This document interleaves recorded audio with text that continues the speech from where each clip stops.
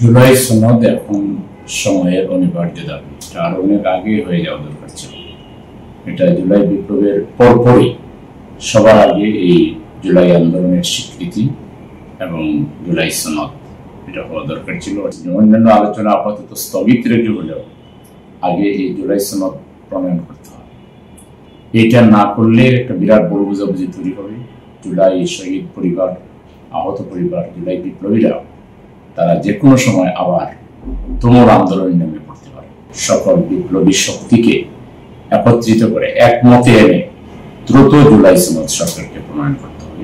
এ ব্যাপারে যাতে কোনো আন্দোলনে আবার নামতে না হয়, এটা নামলে অনেক বড় একটা ভুল বুঝাবুঝি হবে, যে আমাদের জাতীয় স্বার্থকে ক্ষতিগ্রস্ত হবে, আমাদের জাতীয় ঐক্যকে ক্ষতিগ্রস্ত হবে। সেটা যাতে না হয়, মাননীয় প্রধান উপদেষ্টা ডক্টর প্রফেসর ইউনূস সাহেব, তার উপদেষ্টা মণ্ডলী এবং অন্যান্য যে স্টেক হোল্ডার রয়েছেন সবার সাথে আলোচনা করে খুব দ্রুততম সময়ের ভিতরে জুলাই সনদ প্রণয়নের জন্য আমি আহ্বান জানাচ্ছি।